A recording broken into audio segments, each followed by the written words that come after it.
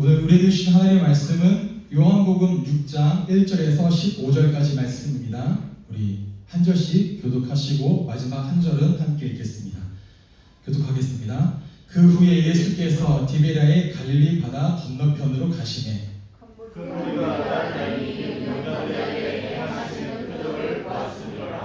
예수께서 산에 오르사 제자들과 함께 거기 앉으시니 예수께서 눈을 들어 큰 무리가 자기에게로 오는 것을 보시고 빌립에게 이르시되 우리가 어디서 떡을 사서 이 사람들을 먹이겠느냐 하시니 이렇게 말씀하시면 친히 어떻게 하실지를 아시고 빌립을 시험하고자 하시니라. 빌립이 대답하되 각 사람으로 조금씩 받게 할지라도 200데나리온의 떡이 부족하리이다. 제자들 중 하나도 시몬 베드로의 형제야 그가 예수께 여짜오되 여기 한 아이가 있어 보리떡 5개와 물고기 2마리를 가지고 있나이다. 그러나 그것이 이 많은 사람에게 얼마나 되겠사옵나이까? 예수께서 이르시되 이 사람들과 함께하라 하시니 그곳에 자기가 아니라 사람들이 아니니 수가 5,000명 되더라. 예수께서 떡을 가져 축사하신 후에 앉아있는 자들에게 나눠주시고 물고기도 그렇게 그들의 원대로 주시니라. 그들이 배부른 후에 예수께서 제자들에게 이르시되 남은 조각을 거두고 버리는 것이 없게 하라 하시고 이에 거두니 보리떡 5개로 먹고 남은 조각이 12바구니에 쳤더라. 그 사람들이 예수께서 행하신 이 표적을 보고 말하되 이는 참으로 세상에 오실 그 선지자라 하더라. 함께 읽겠습니다. 그러므로 예수께서 그들이 와서 자기를 억지로 붙들어 임금으로 삼으려는 줄 아시고 다시 혼자 산으로 떠나가시니라. 아멘. 함께 읽은 말씀 가지고 당신에게 예수님은 누구십니까? 라는 제목으로 주일 말씀을 나누도록 하겠습니다. 원래 일정대로라면 이제 에베소서 2장을 들어가야 될 차례인데 이번 주와 다음 주는 다른 주제를 가지고 잠깐 다루려고 합니다. 우리가 지난주까지 훈련을 통해 나눴던 올바른 믿음을 찾아서와 연관되어진 주제를 잠깐 좀 2주 동안 나누고 5월 달부터 다시 에베소서로 들어가려고 합니다. 원래는 이번 주 목요일까지 이 찬양 콘티를 짜서 넘길 때까지만 하더라도 에베소서 2장을 하려고 계획하고 있다가 마음이 바뀌었습니다. 목요일 날. 그래서 이건 좀 이후에 하고 다른 내용들을 먼저 전해야 되겠다라는 생각을 하게 됐고 그렇게 하기를 바랍니다.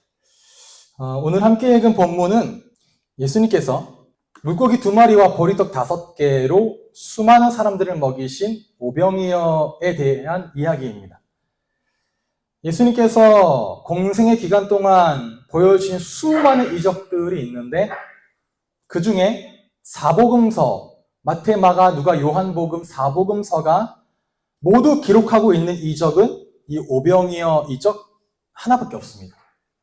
마태복음에는 14장, 마가복음엔 6장, 누가복음엔 9장, 요한복음엔 6장에 기록하고 있는 이 이적, 이 하나만 있죠.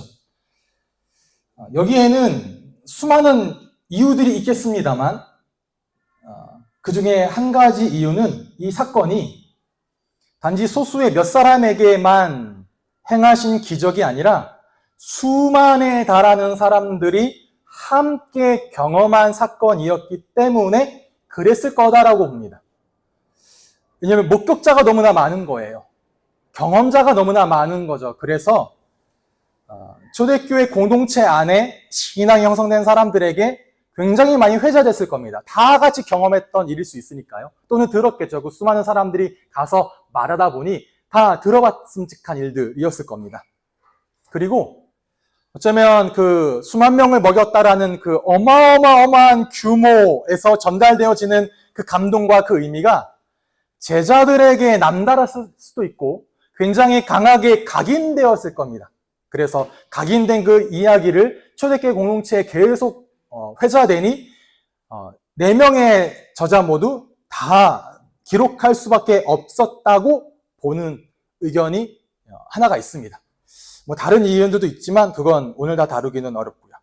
하여튼 그런 이유에서 사복음서에 모두 기록된 기적이 오병이어인데 특히 요한복음의 저자인 사도 요한은 다른 복음서의 저자인 마태, 마가, 누가와는 다른 관점과 다른 강조점을 가지고 이 이적을 기록합니다. 그래서 사복음서라고 하지만 마태, 마가, 누가, 요한을 마태, 마가, 누가 세 개의 복음서를 공관복음이라 하고요. 따로 요한복음은 별도로 바라보기도 합니다. 공관이란 뭐냐? 공통적인 관점, 공관, 공통적인 관점을 가지고 복음서를 기록했다라고 해서 공관복음이라고 하죠. 마태, 마가, 누가 복음과 다른 관점으로 요한이 기록하고 있다는 거예요. 어떻게 다르냐? 여러분이 한번 나중에 14장, 6장, 9장과 요한복음 6장을 비교해서 읽어보시면 아시겠습니다만 요한복음에 보면 제자들의 이름이 나옵니다. 그리고 그들이 예수님과 나눈 대화의 내용이 기록되어져 있고 이 보리떡 5개와 물고기를 가지고 있던 사람이 누구였는지도 밝히고 있습니다. 이름을 모를 한 아이라고 표현되어 있죠. 그리고 이 오병이어 사건의 회중과 예수님이 나눴던 그 대화와 그 이후 예수님의 또 설교까지 구체적인 내용을 가지고 요한이 이 오병이어를 기록하고 있다는 거죠. 한번 비교해서 읽어보십시오. 이런 점들이 다르고 구체적이었구나를 알게 될 건데 특히 요한은 예수님이 행하신 수많은 이적들 가운데 이 오병이어의 이적을 포함해서 단 7가지의 이적만 선별하여 기록을 했습니다. 그러면서 이 이적을 이야기할 때 요한복음은 특별한 단어를 하나 사용하는데 그 단어가 무엇이냐면 표적이라는 거예요. 표적. 영어로는 sign이라 하고요. 헬라어는 세메이온이라 하는데 무슨 뜻이냐면 어딘가를 가리킨다는 겁니다. 이 일이 어딘가를 가리킨다는 sign이라는 거예요. 우리가 어떤 건물에 들어가면 안에 내부에 있는 어떤 층을 말하는 걸 보고 사인이라고 표현하죠. 길가에 다니는 표지판을 보고도 사인이라고 합니다. 이 길을 가면 이 방향이 나온다라고 알려주는 사인, 이게 세메이온인데 무슨 말이냐? 이 이적이 단순히 수많은 사람들을 먹였다라고 하는 놀라운 사건만이 아니라 이 사건을 통해 뭔가를 가리키고 있다라는 거예요. 무엇을 가리키느냐? 예수님이 누구이신지를 보여주고자 하는 영적인 사인이라는 거죠. 그래서 단순히 오병이어의 사건을 받아들일 때 와, 대단하다. 어떻게 물고기 2마리와 떡 5개로 수많은 사람이 먹을 수 있었지? 하고 그냥 끝나는 신비한, 놀라운 어떠한 기적적인 사건이 아니라 그래서 이 이적을 우리에게 보여주신 예수님은 누구신데? 이 이적을 행하신 그분은 누구신데? 라고 하는 그 질문으로 나아가게 만드는 사건이라는 거죠. 그게 표적입니다. 그러면 사랑하는 성도 여러분, 그래서 예수님이 누구신데? 라는 이 질문은 굉장히 중요합니다. 어쩌면 여러분들에게 주어지는 수많은 일상들, 그 사이에서 주어지는 은혜와 응답들, 어쩌면 때로는 기적처럼 보여지는 일들, 그 사이에 우리가 매일마다 놓여지게 되는데 그 사이에서 우리가 질문해야 되는 바가 바로 그래서 예수님은 누구신데? 그래서 예수님은 누구신데? 우리에게 이 일상을 주시고 이 은혜를 주시고 이 응답을 주시고 이 기적처럼 보여지는 일들을 우리에게 보이시는 그 예수님이 누구신가라는 질문을 우리는 매일, 매주, 매번 마주해야 된다라는 거죠. 그렇게 마주해서 여러분이 지금보다 더 예수님을 알아가게 되시기를 바랍니다. 더욱더 알아가게 되기를 저도 소원하고 또 기도합니다. 여러분 마음의 눈을 부디 밝혀주셔서 예수님이 누구신지, 하나님이 누구신지 더 알아가고 더 알아가는 그런 은혜가 있기를 기도하고 또 기도하게 됩니다. 그래서 오늘 본문의 말씀도 표적이라 함은 우리에게 이 표적 안에 나타나 다양한 사람들의 반응과 모습을 보여주면서 그래서 당신에게 예수님은 누구십니까? 이 사람들의 반응은 이러했는데 당신에게 예수님은 누구십니까? 라는 질문을 던진다라는 거죠. 그러면 여러분 이 질문에 대해 나는 무엇라 답할지 생각하시면서 오늘의 말씀을 함께 나눴으면 좋겠습니다. 오늘의 본문의 배경을 보면 이러합니다. 예수님을 따라온 수많은 사람들, 제가 인터넷에서 가져오다 보니까 해석도가 많이 떨어지는데 이 장면은 더 초전이라 하는 드라마의 한 장면입니다. 제가 오늘 예배가 마치고 오후 정도에 이 스토리가 담긴 짤막한 클립을 올려드릴게요. 10분 정도인데 이렇게 드라마 속에 이렇게 표현했구나라고 아시면 됩니다. 물론 그게 팩트로 그렇게 되어 있느냐는 아니지만 이러한 상상력으로 이렇게 드라마 작가가 해석을 해서 이 사건을 우리에게 보여줬구나라고 보시면 되겠죠. 예수님을 따라온 수많은 사람들이 있었습니다. 각자의 이유를 가지고 남자만 해도 5,000명이라고 됩니다. 남자만 5,000명이면 여자와 아이까지 합치면 2만에서 3만 사이의 숫자가 된다라고 추정을 하죠. 그들이 빈들에 모였습니다. 왜 모였냐? 예수님의 말씀을 듣기 위해서 모였기도 했고 예수님이 행하시는 이적을 보기 위해서도 모였습니다. 수많은 사람들, 병자들을 낫게 하신 그 이적을 보고 어쩌면 나도 거기 가서 낫고 싶다라는 마음이 있을 수도 있고요. 그런데 예수님의 말씀이 길어지고 점점 날이 저물어 가면서 사람들이 이제 배가 고픈 거예요. 그런데 사람들은 굉장히 많았는데 먹을 게 없었습니다. 근데 이들을 다시 집으로 돌려보낼 수도 없는 거예요. 왜냐면 이때가 뭐 길가에 편의점이 막 있거나 식당이 근처마다 있거나 사람들이 뭐 배달을 시켜 먹거나 할 수 있는 때가 전혀 아니잖아요. 이때가 기원 후 약 30년경입니다. 대부분의 회중과 민중들은 굉장히 굶주린 삶을 살 수밖에 없었던 때예요. 이들이 먼 길을 걸어서 그 베세다라고 하는 지역에 모입니다. 다시 가라. 그 먼 길을 가서 가는 동안 어쩌면 무슨 일이 벌어질지 어떻게 합니까? 굶주려서 왔다가 굶주려서 가야 되는 상황에서. 그러니까 다시 집으로 돌려보내기도 어려워요. 주위 도시로 가서 먹을 거 구해오라고 할 수도 없습니다. 수많은 사람이 모였답니다. 그럼 아마 그 도시에서 거하는 대부분 사람 다 왔을 겁니다. 인근의 어느 도시에. 그럼 뭐예요? 이들을 향해 예수님이 무엇인가를 하셔야 되는 상황이 이제 마련된 거죠.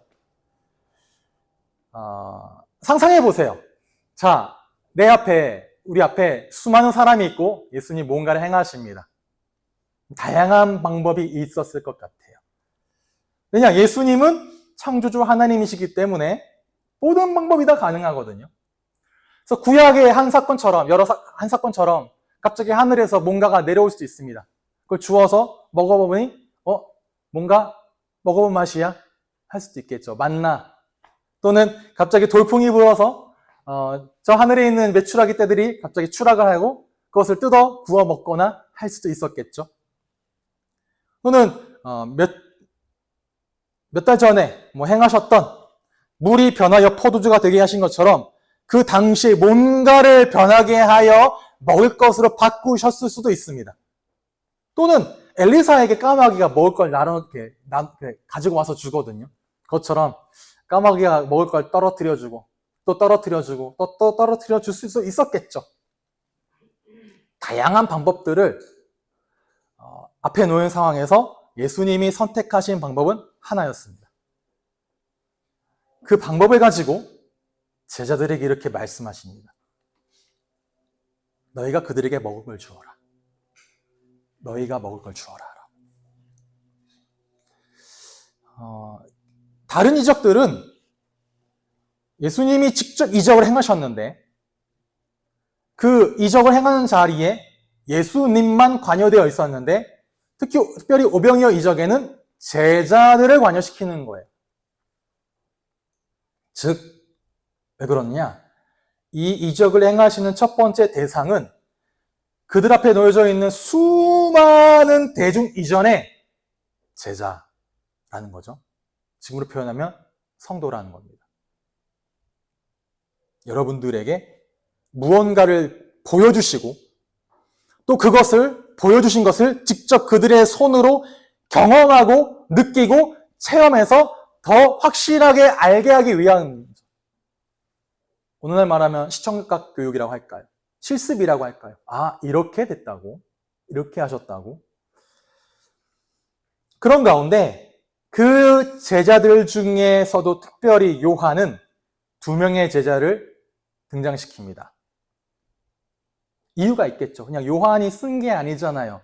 하나님의 감동과 영감으로 요한에게 그 장면을 기록하게 하셨을 때 요한의 기억 속에 그래, 그때 당시 빌립이 안드레가 이런 말을 했었다는 것을 성경에 기록하게 하신 하나님의 성령의 감동과 이유가 있었다라는 겁니다. 그들이 나눈 대화까지 구체적으로 기록하면서 이들의 모습과 이들의 반응 속에 누구를 가지고 오느냐? 여러분을 가지고 오는 거예요. 아, 나도 빌립 같았구나. 나도 안드레 같았구나. 라고. 아, 우리도 예수님께 이렇게 반응하고 있었구나를 알게 하신다는 거죠. 먼저 빌립의 반응입니다. 다 함께 한번 읽어보겠습니다. 시작!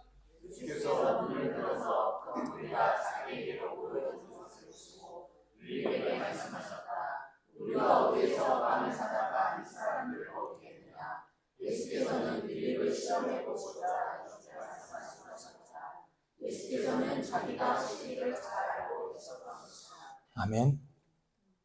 예수님이 하실 일을 명확하고 분명하게 알고 계셨습니다.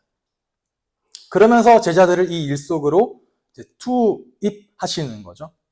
그 투입의 첫 번째 대상은 빌립이었습니다. 빌립에게 말씀하신 이유는 뭐라고 하십니까? 그를 시험하고자, 테스트해보고자 어떤 테스트 문제를 내신 거죠, 빌립에게. 이는 빌립에게만 낸 것이 아니라 빌립을 대상으로 제자들에게 그리고 우리에게도 동일하게 내어주시는 문제입니다. 왜 빌립을 테스트했을까라고 하면 요한복음에 기록되는 소개되어지는 빌립의 모습을 보면 빌립의 한 가지 성향을 유추할 수 있습니다. 요한복음 1장에 빌립이 먼저 예수님을 만나 대화를 나누고 함께 교제를 해요. 그리고 나서 자기의 지인인 나다나엘에게 가서 이렇게 이야기합니다. 내가 성경에 기록된 모세가 기록하고 수많은 선지자가 이야기한 그 예언자를 보았다. 그 예언자가 나사렛에서 온 예수라는 한 사람이다. 말하니까 나다나엘이 뭐라 말하냐? 거짓말하지 마. 성경에 기록되어 있다. 나사렛에서 어떻게 선한 것이 날 수 있겠냐고. 그러니까 빌립이 그러죠. 와봐. 와서 네 눈으로 봐. 라고 말하죠. Come and see 라고 하는데 물론 그 사람을 초청하는 것도 있지만 빌립이 보여주고 싶은 거예요. 나다나엘에게 내가 봤던 거, 내가 경험했던 거를. 또 빌립이 언제 등장하느냐? 요한복음 14장에 보면 예수님이 이제 내가 너희를 떠나가서 아버지에게로 간다. 거기서 너희의 거처를 준비할 거야. 라고 말씀하시죠. 그때 빌립이 뜬금없이 이렇게 이야기하십니다. 떠나신다고요, 예수님? 그러면 주님, 우리에게 아버지를 보여주세요. 그러면 좋겠습니다. 라고 말하죠. 그러니까 빌립에게는 보이지 않는 하나님을 보여주옵소서라고 말할 정도로 뭐가 중요한 사람이냐? 내 눈에 보이는 증거가 중요했던 사람입니다. 좀 더 나아가면 눈에 보이는 증거를 가지고 논리적으로 내가 이해되어지면 오케이. 그러니까 되는 사람이었겠죠. 그런 사람처럼 보여집니다. 뭐 실제로 그런 사람이었겠느냐라는 모르지만 유추해보면 그럴 수 있지 않았겠느냐예요. 이런 빌립이 이런 성향을 가진 빌립이 예수님의 테스트에 적어낸 답변은 어떠했습니까? 다 함께 읽어보겠습니다. 시작!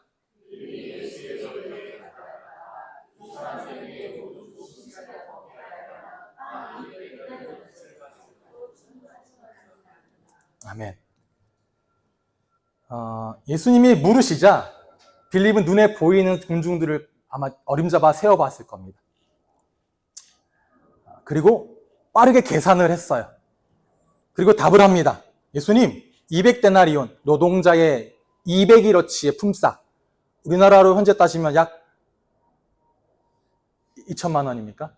2천만 원이죠. 2천만 원이란 돈이 있어도 부족할 것 같습니다. 빵값이 얼마에, 군중이 얼마니까 이 정도 금액은 될 것 같은데 이것도 참 부족하겠다. 그렇게 답을 하죠. 이를 두고 레온 모리스라는 한 신학자는 이렇게 코멘트를 합니다. 빌립은 예수님에게 해결책을 제시한 것이 아니라 예수님 불가능해요 라고 하는 팩트를 말한 거다 하는 거죠. 어떻습니까, 빌립이요? 여러분 같으면 어떻게 하셨을 것 같아요? 우리라고 달랐을까요? 예수님의 이런 질문에 산술적으로 계산을 해서 논리적으로 답을 내는 게 어쩌면 너무 당연하지 않습니까? 뻔하게 나오잖아요. 2만 명이래요. 한 사람당 5,000원씩 있어야 될 것 같아요. 그럼 이게 금액이 뭐 얼마로 지금 필요한지 이 정도 돈은 있어야 돼요, 예수님. 그러니까 갑자기 뭐 돈 낼 수 있는 사람이 와든 갑자기 누가 조지물려가 기도했던 것처럼 갑자기 가던 우유마차가 고장이 나서 그 우유가 상하게 되었으니 고아를 드세요. 이런 일이 벌어지듯 뭔가 신기하고 이 놀라운 일들이 벌어져야 되지 않겠냐라는 그런 계산을 하는 게 당연하지 않겠습니까? 그런데 예수님이 빌립에게 또는 우리에게 시험하시는 내용이 그런 수학적인 계산과 상황에 대한 논리와 분석입니까? 그걸 물어보시는 겁니까? 우리에게 원하시는 게 계산을 못해서 물어보시는 겁니까? 상황이 분석이 안 되어서 분석 좀 해봐라고 하시는 겁니까? 그리고 그런 수학적 계산과 상황적 분석에 의해서 이거 안 돼. 아무리 우리가 뛰어난 자산을 가지고 배경을 가지고 있어도 야 이건 안 돼. 안 되는 일이야 라고 말하는 예수님 이거 도저히 불가능한데요? 안 되겠는데요? 라고 말하는 그 결론을 내리기를 원하십니까? 어떤 답변을 기대하고 빌립을 시험하셨습니까? 그럼 여러분은 예수님의 시험에 어떤 답을 적어낼 것 같으신가요? 그럼 빌립이 보였어야 할 반응이 뭡니까? 빌립은 요한복음 1장부터 6장까지 오는 이 이야기들을 봤을 때 여러 사건들을 이미 경험했습니다. 물이 변하여 포도주가 되고 그 자리에 모인 모든 사람들이 만족해하는 모습을 보면서 하나님의 영광을 보았다고 기록하였고 또 예수를 믿었다라고 요한복음 2장은 기록합니다. 그 다음에 왕의 신하의 아들이 죽어가는 병에 걸리자 그 신하가 와서 예수님 발 앞에 무릎을 꿇죠. 예수님 낫게 해주십시오. 그때 예수님이 직접 가지도 않고 말씀만으로 그 신하의 아들이 낫는 모습도 보았고 들었습니다. 그 이후에 38년 된 병자가 누가 못에 밀어줄 사람이 없어서 절망하고 있는 그 사람이 예수님을 만났더니 그 사람의 인생이 변하여 일어나게 되어지고 새롭게 되어지는 모습도 함께 보았습니다. 그러면 그런 모습들을 보면서 뭘 알았어요? 예수님 누구시지? 알았다라는 거예요. 그럼 이런 과정을 통해 빌립이 해야 될 답은 무엇이었겠습니까? 주님, 내 주님, 이런 상황을 보니 저는 뭘 할 수 없을 것 같아요. 해결할 수 있는 상황이 아닌 것 같습니다. 그러나 지금까지 보여주신 예수님의 모습을 보면 예수님, 당신은 하실 수 있습니다. 당신은 할 수 있습니다. 당신이 하실 수 있음을 나는 믿습니다.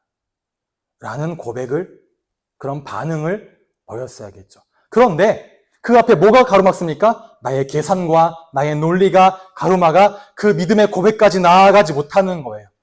논리적인 사고 너무 좋습니다. 이성적인 신앙도 좋습니다. 합리적인 판단 너무 중요합니다. 이런 것들이 필요 없다가 아닙니다. 그런데 그런 것들이 가지고 있는 한계를 알라는 거죠. 여러분 어떻습니까? 우리도 전능하신 하나님을 믿는다고 하지만 상황이 벌어지면 상황과 하나님 사이에서 나의 계산과 나의 믿음 사이에서 팽팽한 힘다리기를 합니다. 힘겨루기를 합니다. 그래서 입으로는 능력이 무한하신 하나님을 고백해요. 할 수 있습니다를 고백합니다. 그런데 정작 상황이 벌어지면 내 상식, 내 계산, 내 논리, 내 판단에 따르면 이건 안 될 것 같아 라고 나를, 이 상황을 내 나름대로의 한계 속에 가두어서 내가 설정한 한계 이상으로 내가 더 나아가지 못하도록 그거 생각해봐라. 말이 되겠냐? 상식적으로 그 이상을 넘어서지 못하게 한다라는 거죠. 그러니 주어진 상황에서 여러분 걱정, 근심, 고민, 염려는 굉장히 많이 합니다. 그런데 뭐 하진 않아요? 맡기진 않아요. 못하실 것 같고 이건 불가능해 보이거든요. 그래 파티 결혼식장에는 몇십 명, 몇백 명에서 가능하지 이거는 단위가 달라 몇만 명이야. 맡기는 기도로 나아가지 못하고요. 설령 기도를 한다 한들 기도의 본질 속으로 들어가지 못하고 그냥 내 한계에 갇혀서 더 나아가지 못하는 거예요. 그 한계를 넘어서면 벗어나 하나님을 진짜로 신뢰하면 내 마음에 그때 평안과 여유를 주시는데 그걸 누리지 못한다라는 거죠. 그러고 있지 않습니까? 여러분은 어떻습니까? 그럼 저는 어떨 것 같습니까? 걱정, 근심, 고민, 염려 굉장히 많이 하는데 그걸 어떻게 해결하지? 전 진짜 막 이렇게 많이 이렇게 사고하는 사람이거든요. 거기까지 못 나가는 거예요. 그냥 항상 자책하고 있어요. 왜 안 되지? 왜 못하지? 왜 이러고 있지? 그러다가 끝까지 와서 이제서야 내려놓습니다. 아이고, 안 되겠어요. 예수님. 해주세요. 우리에게 이런 빌립과 같이 계산과 상황하는 합리적이라고 말하는 걸 포장해서 어쩌면 더 믿고 더 나아가지 못하고 더 맡기지 못하는 모습은 없느냐라는 거죠. 이런 모습이 한 가지 있습니다. 두 번째는 그 다음에 등장하는 제자죠. 예수님 빌립과 대화하고 있는데 한 제자가 이 대화에 갑자기 끼어듭니다. 누구냐? 안드레예요. 안드레가 뭐라고 하면서 끼어드는지 한번 읽어보겠습니다. 시작!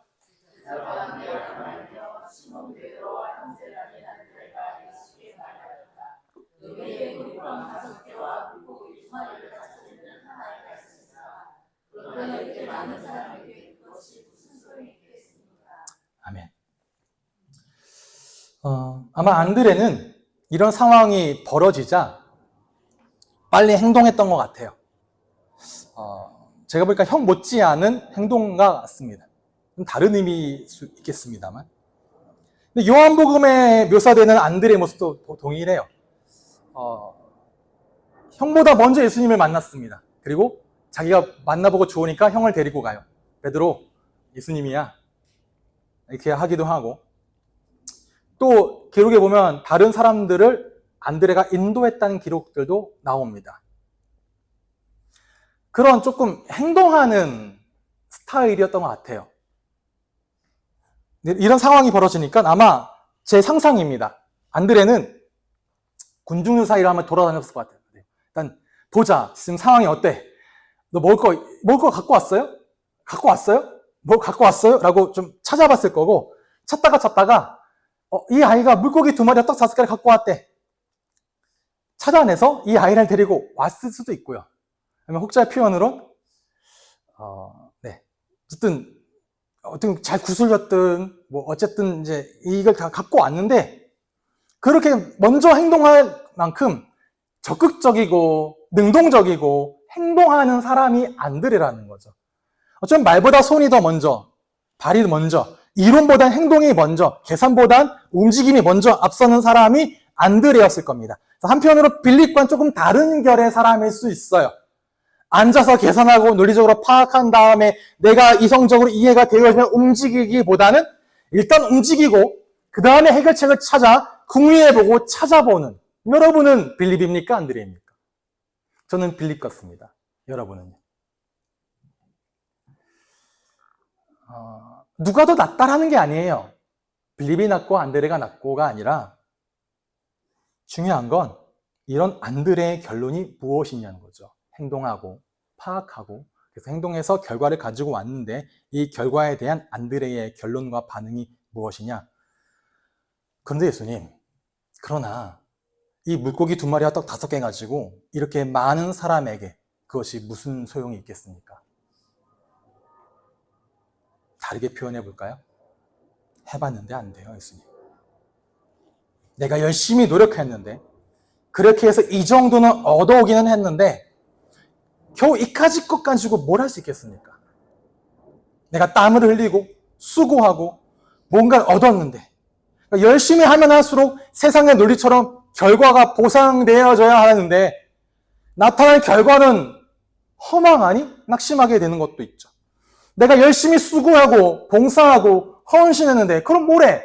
결과가 이거밖에 안 됐는데. 이러한 한탄과 낙심이 여러분 안에는 없습니까? 해볼 만큼 해봤어요. 노력도 하고 헌신도 하고 수고도 하고 최선을 다해 노력했는데 안 돼요. 애쓴 만큼 결과가 안 나와요. 기도하면 안 이루어지더라고요. 이거 가지고 뭘 할 수 있을까요, 예수님? 이라고 말하는, 무슨 소용이 있겠습니까? 라고 말하는, 해봤는데 안 된 그 한계에 부딪힌 자의 모습이 안드레라는 거죠. 그러면 오늘날 우리는 빌립과 안드레 이 사이에 놓여져 있습니다. 어느 때는 빌립처럼, 어느 때는 안드레처럼 이런 반응을 하고 있는 거죠. 예수님, 내가 계산하고 분석하고 이해하려고 노력해 봤는데 이거는 내 계산과 내 수준으로는 안 돼요. 불가능해요. 또는 다 해봤는데, 할 만큼 다 해봤는데, 열심을 다해 섬기고 봉사하고 노력하고 달려왔는데 안 돼요. 이 두 가지 반응 사이에 계속 갈등하고 고민하고 있는 모습이 우리에겐 없냐라는 거죠. 그럼 이렇게 고민하고 있는 가운데 누군가 우리에게 던져주는 결론은 이렇습니다. 누군가가 뭐냐? 이름 없는 한 소년의 헌신이에요. 그래, 봐라. 그래도 너가 가지고 있는 그거 계산하지 않고 예수님께 드리면 그로 인해 수많은 사람이 먹고 마실 수 있어. 너로 인해, 너의 작은 헌신으로 인해. 그러니 너도 너의 것을 계산하지 말고 주님께 내어드려라. 그렇게 너의 작은 재물, 작은 헌신, 작은 재능이라도 예수님 손에 붙들려지면 너도 크게 쓰임받을 수 있다. 예수님께 맡기면, 작은 거 맡기면 그거 깨끗하게 해결해 주신다. 이렇게 말하면서 뭔가 우리의 헌신을 강요하거나 내어드릴 것을 강요하거나 예수님을 단순한 문제를 해결하는 분으로 축소시키진 않느냐라는 거죠. 물론 그런 결론들이 틀렸다라고 말할 수는 없습니다. 그러나 표적과는 맞지 않는다는 거죠. 다른 본문에선 할 수 있는 이야기입니다만 이 표적이 가리키는 끝이 봐라 저 이름 없는 한 소년의 자발적인 헌신을 그가 이렇게 드렸더니 수많은 사람이 먹었다라고 말하는 그 결론으로 이끌진 않는다라는 거예요. 그리고 이 아이가 자발적으로 헌신했는지 아니면은 속된 말로 안드레에게 뜯겼는지 모르는 거예요. 기록이 안 되어 있잖아요. 그냥 가지고 왔어요. 이 아이가 있는 오병이어가 이게 전부입니다라고. 아이를 설득해서 갖고 왔는지 야 내놔 예수님 갖고 가면 뭔가 해결돼 갖고 왔는지 자발적으로 이거라도 드리세요라고 했는지는 모른다라는 거죠. 그리고 오병이어가 어떻게 가능했는지에 대해서 나오지 않습니다. 무한복제가 됐는지 몰라요. 드라마에서 어느 한 장면을 표현하는데 그래도 그건 일리가 있을 것 같아요. 왜냐? 그게 중요하지 않다는 거예요. 아이가 헌신했어? 그게 중요하지 않아. 너 수준으로 안 돼? 그게 중요하지 않아. 너의 행동으로 안 돼? 그게 중요하지 않아. 뭐가 중요하니? 이 일을 행하신 예수님이 누구신데 너에게? 오늘 본문이 우리에게 보여주고 하는 예수님의 모습이 뭡니까? 이 예수님은 나의 작은 것이라도 드리기를 원하는 예수님의 모습을 보여주고 있습니까? 아니면 또는 내 문제 그래 그거 네 문제니? 내가 그걸 해결해 줄게라고 나타나는 예수님입니까? 두 가지 모습이 보여집니까? 아닐걸요.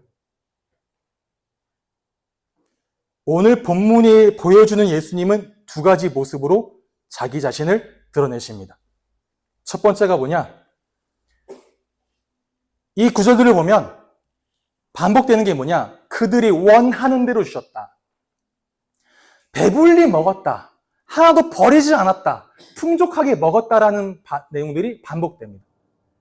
즉 모든 군중은 예수님으로 인해 풍족하게 먹었습니다. 그들의 원하는 대로 주시고 배부르게 먹었다로 기록하죠. 하나도 버리지 말라 그랬어요. 먹고 남은 걸 모았다는 겁니다. 먹고 남아서 쓰레기가 아니라는 거예요. 먹고 남은 걸 싸갈 만큼 또 모았다는 겁니다. 그럼 뭘까요? 풍성하게 먹었어요. 그것도 하찮게 먹인 게 아닙니다. 군중들에게. 최고의 것을 먹었습니다. 그러니 뭐예요? 싸가죠. 못 먹는 거 싸갑니까? 야 이거 상하게 생겼는데 상하기 전이니까 먹고 죽진 않아. 제 아들아 이거라도 먹어라. 그랬겠습니까? 최고의 것이 남았으니 넌 최고의 것을 먹어라는 거죠. 예수님이 우리에게 베푸시는 은혜와 이와 같다라는 겁니다. 마치 최고의 식당에서 최고의 상품을 대접하는 것 같은 하나님의 은혜가 그대로 우리에게 늘 부어지고 있고 그 은혜를 우리에게 찔끔 주시는 것이 아니라 풍족하게 주시는 예수님인데 중요한 게 뭐예요? 그 은혜가 아니에요. 그 떡이 아니에요. 그 물고기가 아니라 누가 은혜를 베푸시는데 누가 그 최고의 은혜를 주시는데라는 거죠. 누구예요? 나의 주 예수님. 예수님도 오늘 우리에게 이런 은혜를 베푸십니다. 채우십니다. 근데 또 시선이 어디로 가요? 표적으로 가는 거예요. 가리키는 대로 가지 않고. 군중들이 예수님 보는 게 아닙니다. 배부르게 먹었어, 우리가. 그러니 가리키는 게 아니라 그 가리키는 뭘 봐요? 손가락을 본다는 거예요. 달이 아니라. 신비하고 놀라운 기적을 봤어. 그러니까 예수님 또 따라갑니다. 먹을 걸 주세요. 예수님 따라갑니다. 우리의 왕이 되어주세요. 그러니까 예수님 말씀하시죠. 너희가 나를 찾는 건 단지 빵을 먹고 배불러서 그래. 떡 5개와 물고기 2마리로 수많이 먹였어. 그게 그저 그 표적을 본 거죠. 실제로 가리키는 예수님을 봐야 되는데 배부른 거. 그럼 여러분은요? 어떠합니까? 그냥 늘 주어지는 그런 듯한 평안함. 좋죠? 그 은혜. 아니면 그 다른 어떠한 채워지는 무언가, 나의 건강, 나의 뭔가 필요, 나의 원함, 이런 것들에 초점을 맞추고 계십니까? 아니면 그걸 주시는 예수님께 초점을 맞추고 계십니까? 예수님이 35절에 예수님께 초점을 맞춰야 되는 이유에 대해서 이렇게 말씀하십니다. 다 함께 읽어보겠습니다. 예수께서 그들에게 말씀하셨다. 내가 생명의 빵이다. 내게로 오는 사람은 결코 줄이지 않을 것이요. 나를 믿는 사람은 다시는 목마르지 않을 것이다. 아멘. 빵이라는 거예요. 빵이 뭐라고 말씀드렸습니까? 주식이요. 우리가 늘 먹는 식사. 오늘날 우리에게로 말하면 밥이요. 예수님은 생명의 밥이다. 그러니 예수님으로 오는 사람은 결코 줄이지 않고 다시 목마르지 않는다. 그러면 우리의 일상 가운데 놓치지 말고 날마다 먹어야 되는 것이 무엇이냐? 그게 밥이에요. 절대로 없으면 안 되는 게 밥입니다.